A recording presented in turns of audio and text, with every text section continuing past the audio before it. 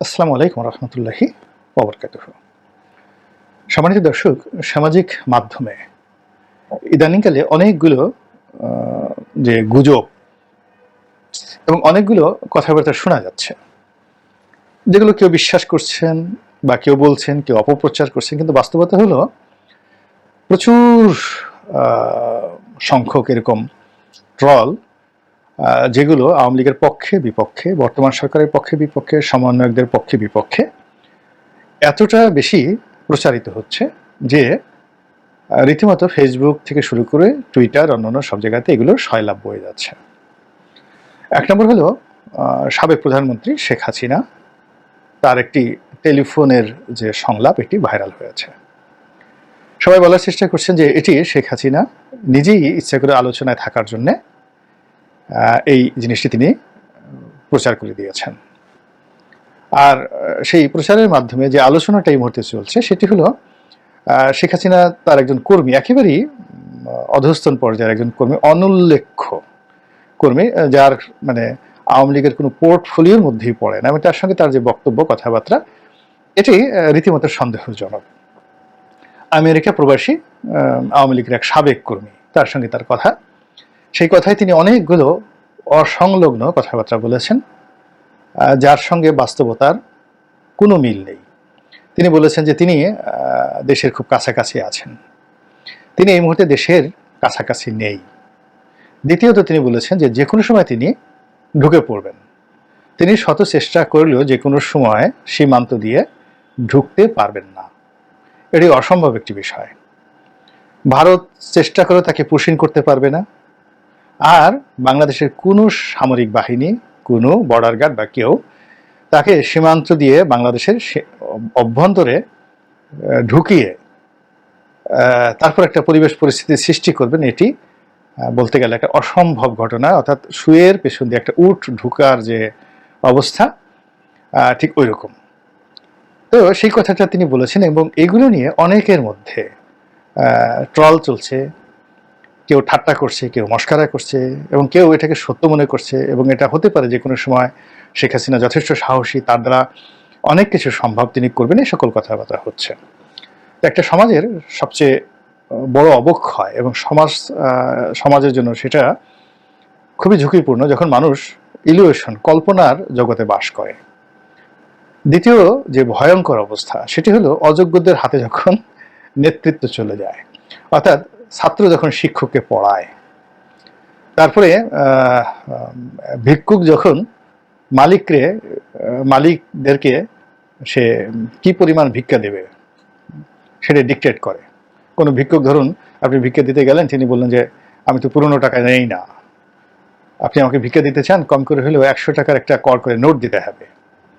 তো এরকম কথা যখন হয়, বা আপনি যে ভিক্ষা করেন আপনার বাড়ি কোথায়, আমি তো অমুক ডিস্ট্রিক্টের লোক ছাড়া ভিক্ষা নেই না, বা ধানমন্ডিতে আপনার বাসা কোথায়, এই ধরনের হাজারটি প্রশ্ন যখন গ্রহিতা করে দাতাকে, যিনি দান করেন তাকে, তখন বুঝতে হবে যে আপনি উল্টো স্রোতে চলছেন। আমাদের এই সমাজে সেই ইদানিংকালে আপনি দেখবেন যে এই উল্টো স্রোতটা এত বেশি এবং এত প্রবল যে মন মেজাজ ঠিক রাখা সম্ভব হয় না। অনেক সময় মনে হয় নিজের গালে নিজে চপেটাঘাত করি, এমন সব দৃশ্য ঘটছে। অর্থাৎ এই যে ইলিউশন, শেখ হাসিনা এখানে ইলিউশন, এত বড় একটা মানে পতন, এভাবে পালিয়ে যাওয়া, কোটি কোটি নেতাকর্মীদেরকে যেভাবে বিপদের মধ্যে ফেলে দেওয়া, এটা নিয়ে কারো কোনো অনুশোচনা নেই, কারো কোনো আর্ত উপলব্ধি নেই, ঘুরে দাঁড়ানোর জন্য কোনো পরিকল্পনা নেই। তিনি আসবেন আর সমস্ত নেতাকর্মীরা তার জন্য একেবারে অন্তঃপ্রাণ হয়ে ঝাঁপিয়ে পড়বে। এই জিনিসগুলো নিয়ে এক পক্ষের আশা আর এক পক্ষের ঠাট্টা মস্করা, তার সঙ্গে আমাদের দেশের যে ছাত্র পড়াচ্ছে শিক্ষককে, বা আইলো দেশে কলিকাল, ছাগলে চাটে বাঘের গাল। এখন এই যে ছাগলে যে বাঘের গাল চাটে, এইরকম দৃশ্য আপনি কতক্ষণ দেখতে পারবেন? সার্কাসে দেখা যায়, সিনেমায় দেখা যায়, কিন্তু বাস্তবে যদি আপনার জীবনে এরকম ঘটনা ঘটে তাহলে আপনি 1 মিনিটের মধ্যে পাগল হয়ে যাবেন। এটি যে কোনো শাস্তির চাইতে আপনার কাছে এটি খুব কঠোর। আপনি চিন্তা করুন যে শিক্ষকের ভয়ে আমরা অস্থির, ছিলাম ছাত্র জীবনে, যে শিক্ষকের সামনে আমরা কখনো হাঁটতে পারতাম না, সেই শিক্ষক নয়, প্রধান শিক্ষকদেরকে, শত শত প্রধান শিক্ষকদেরকে আমরা ছাত্র যারা আছি তারা জোর করে পদত্যাগে বাধ্য করলাম। তারপরে অনেক কিছু হচ্ছে, অনেক কিছু হচ্ছে, এই যে মাজার ভাঙা থেকে শুরু করে যা কিছু হচ্ছে, এইগুলো মূলত অমঙ্গলের যাকে বলা হয় স্মৃতিচিহ্ন, আলামত, মন্দ কাজের আলামত।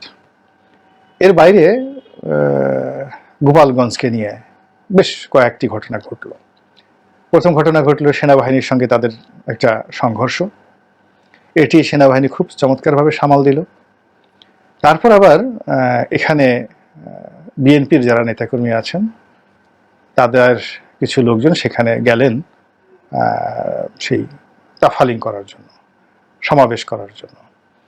তো এটা আসলে আমার কাছে স্বাভাবিক মনে হয়নি। এর কারণ হলো যে সারা বাংলাদেশের এত এত জায়গা রেখে এইরকম একটা জায়গাতে কেন যেতে হবে? 2 নম্বর হলো যে ওখানে বিএনপি যারা নেতাকর্মী রয়েছেন তারা অলনে ছাড়েন, একেবারে রয়্যাল বেঙ্গল টাইগার হয়ে যাবেন। 15-16 বছর যাবৎ নিষ্পেষিত থাকা মানুষগুলো যদি অলনে ছাড়েন সাহসী হয়ে যায়, আবার 15-16 বছর যারা ক্ষমতা ভোগ করেছেন তাদেরকে আপনি রাতারাতি ভয় দেখাতে পারবেন না। তো যেহেতু গোপালগঞ্জের যারা আওয়ামী লীগের কর্মী সমর্থক তারা সিমেন্টেড হয়ে আছে, তো সিমেন্টেড জায়গাতে কখনো আঘাত করতে হয় না। জাস্ট আপনাদের কাছে ইতিহাস থেকে একটা উদাহরণ দিই। মুসলমানদের মধ্যে একটা গ্রুপ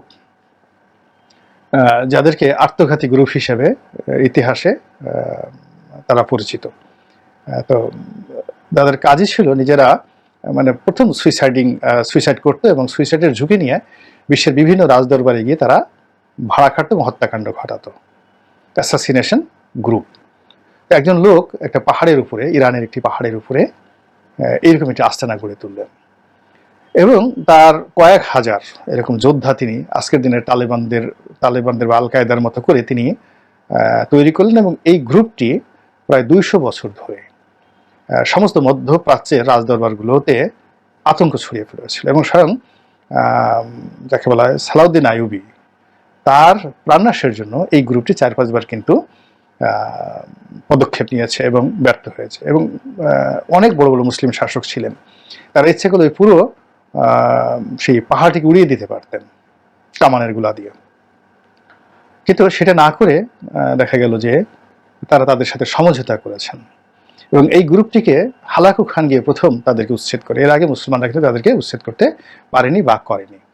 এর কারণটা হলো যে ওই যে তারা যে হালাকু খান যেটা পেরেছিলেন সেটা মুসলমানরা করতে পারে না, এই কারণে যে তারা যে মতবাদটি প্রচার করতেন সেই মতবাদের সঙ্গে সাধারণ জনগণের একটা সম্পৃক্ততা ছিল। অর্থাৎ 5000 জন জঙ্গি ছিলেন যারা এরকম কুকর্ম করতেন, কিন্তু তারা হয়তো 50 লাখ সাধারণ মানুষের মধ্যে তাদের যে বিশ্বাস এবং আদর্শটাকে ছড়িয়ে দিতে পারছিলেন।